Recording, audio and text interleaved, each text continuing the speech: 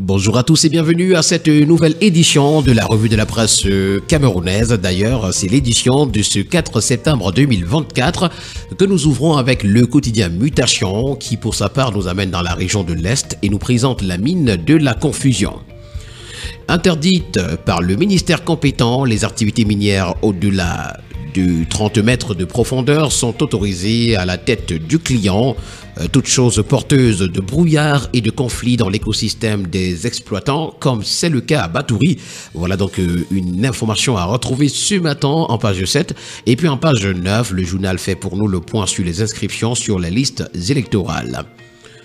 Le quotidien Vert Émergence qui parle de la coopération entre la Chine et le Cameroun s'interroge quels nouveaux accords économiques entre donc le Cameroun et la Chine. C'est une information à retrouver au complet à la page 3. En petite une, on parle du Nozo avec 4 milliards de dettes effacées par le FAICOM. Bafia, inauguration du nouvel hôtel de ville. Prévention des inondations, guerre contre l'occupation des draps à Douala et puis santé animale également. Le LANAVET est à l'heure des réformes. 4 ans après la nomination du docteur Abel Ouad à la tête du laboratoire national vétérinaire du Cameroun, la revue des réalisations de ce dernier nous est présentée ce matin à la page 2. Cameroun Tribune également ce matin s'intéresse à la coopération entre la Chine et l'Afrique. Ce sont des retrouvailles à Beijing d'après le journal.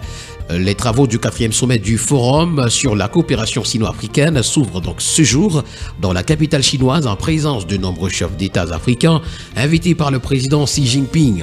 Au cours des travaux auxquels prendra part le président de la République Paul Biya figurent des sujets liés à la modernisation de l'agriculture, l'industrialisation, la paix et la sécurité, le numérique.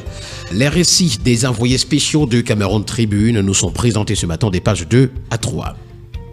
Le quotidien L'Info à chaud pour sa part s'intéresse au football et selon un communiqué de presse publié mardi 3 septembre, l'ultimatum de la FECAFOOT aux 24 joueurs convoqués nous est présenté ce matin des pages 8 à 10.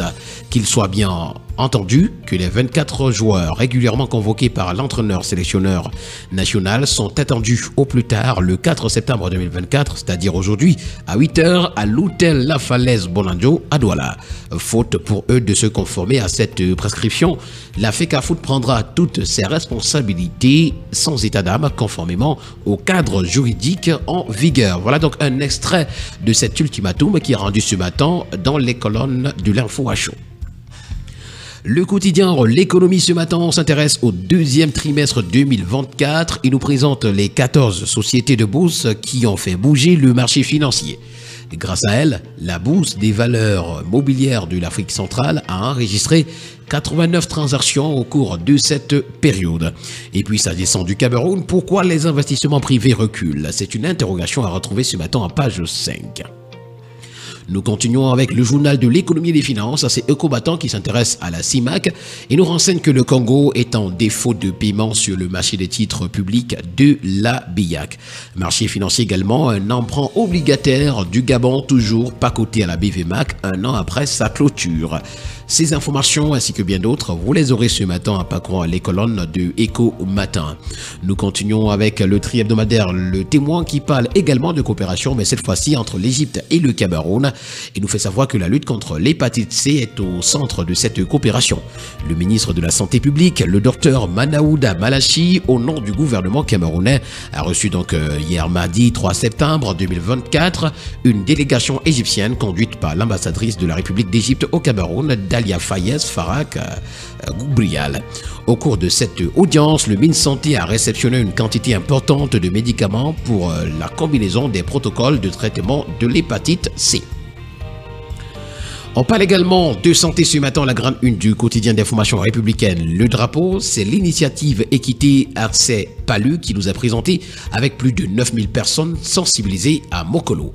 Lutte contre l'hépatite C également, c'est l'Égypte au chevet du Cameroun. C'est une information à retrouver ce matin en page 4.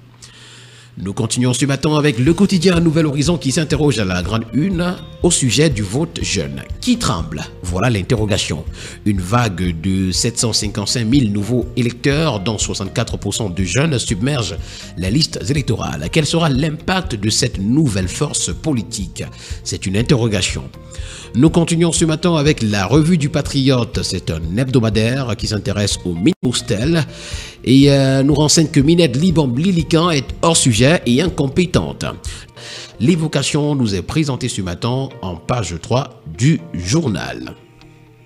Nous continuons avec la voix du consommateur qui parle d'alcool en sachet non conforme, du sucre non déclaré sur l'étiquette, nous renseigne le journal.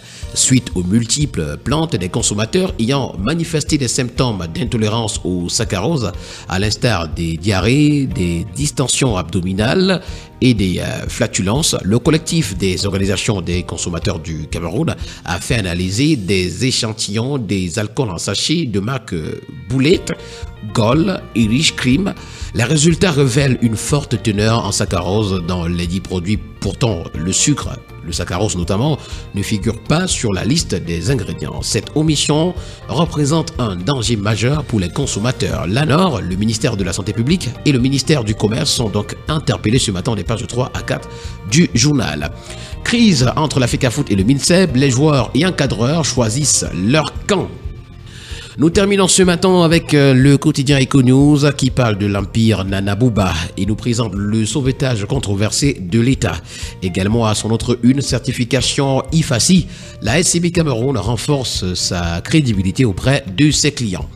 Mesdames et messieurs, voilà qui met en terme à cette sortie de la revue de la presse camerounaise. Merci d'avoir été des nôtres ce matin. Ce fut un plaisir pour nous de vous servir de cette manière. D'ailleurs, nous le faisons tous les matins. Rendez-vous demain pour une nouvelle édition. D'ici là, portez-vous bien et agréable journée à tous.